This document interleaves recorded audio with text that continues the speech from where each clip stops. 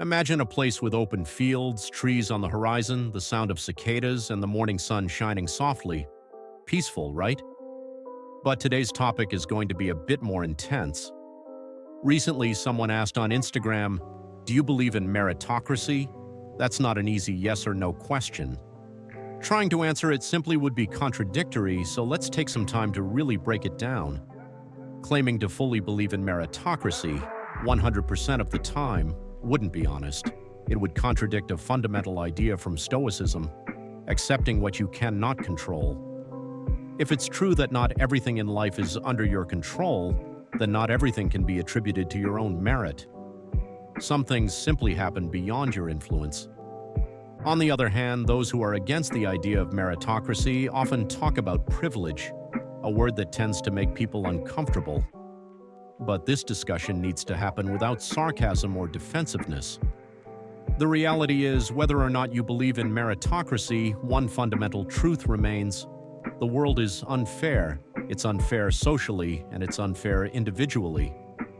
For example, comparing a poor neighborhood to a wealthy suburb or a person with a disability to an influencer with perfect looks highlights how different the playing field can be. Even within the same social class, life is unfair.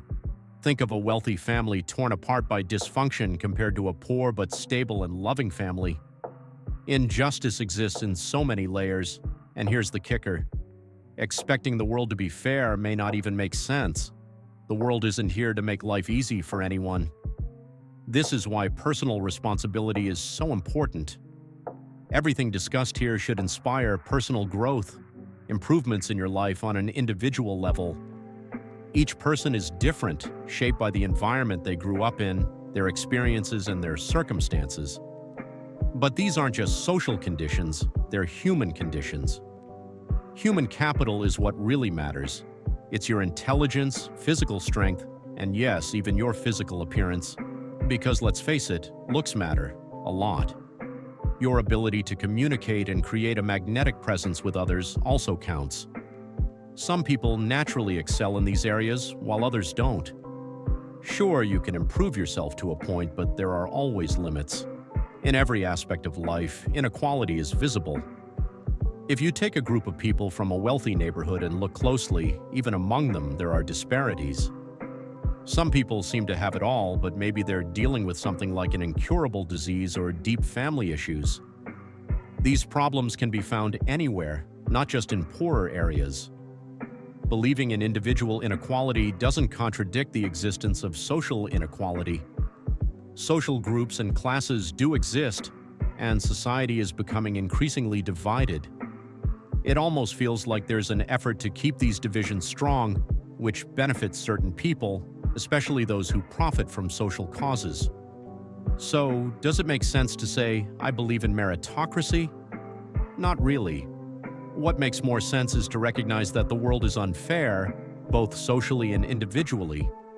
There will always be moments when life hits hard, reminding you of just how little control you have. It happens regardless of your background, race, religion, or sexual orientation. But here's the flip side.